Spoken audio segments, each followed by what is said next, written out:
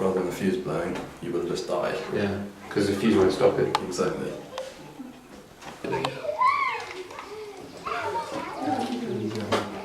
Sorry.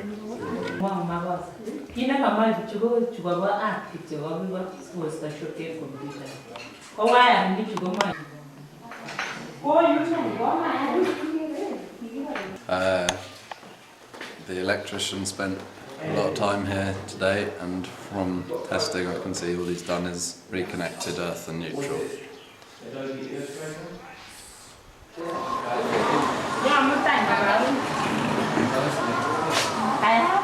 I just slept for 2 hours.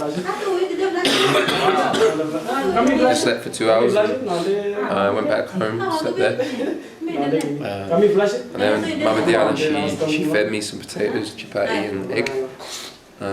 And I'm feeling stronger, still a bit weak, but symptoms I don't seem to be as bad, so I'll rest more tonight and hopefully be better tomorrow. I believe that all they really need to concentrate is on training, and they can do that on standalone machines. Having a reception PC in here so they can make money from printing and scanning and copying and burning CDs for people, and maybe I think they're going to start charging a token amount for charging mobiles and stuff like that. So yeah, I think probably in the meeting we're going to have this morning we can just rethink what the IT goals are and just forget that side. I think the other problem is that what we were trying to do with Wikipedia, which would have been great, but we just haven't got enough disk space, unfortunately. I think it needs at least 230 gigs, even the text-only version. So we haven't got anything anywhere near that in terms of capacity. So that's going to have to be something else that's going to have to wait, I think.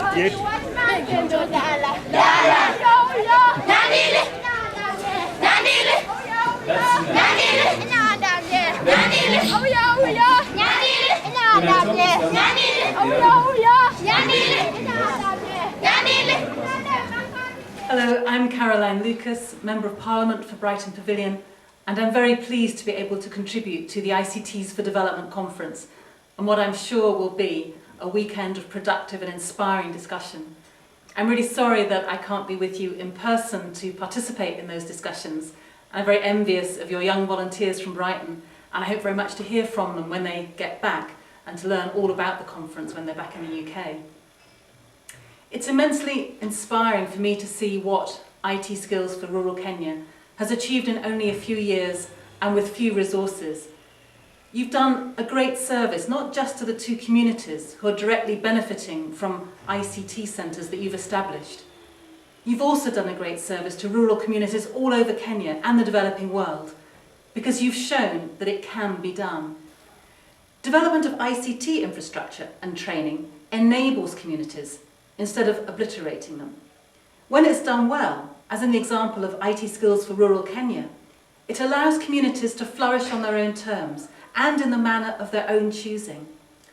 It offers the means to a more diverse rural economy that isn't entirely dependent on agriculture, but at the same time it can offer ways to make agriculture more viable and allow communities to retain their character and preserve a way of life and a relationship to the land that has sustained people for generations.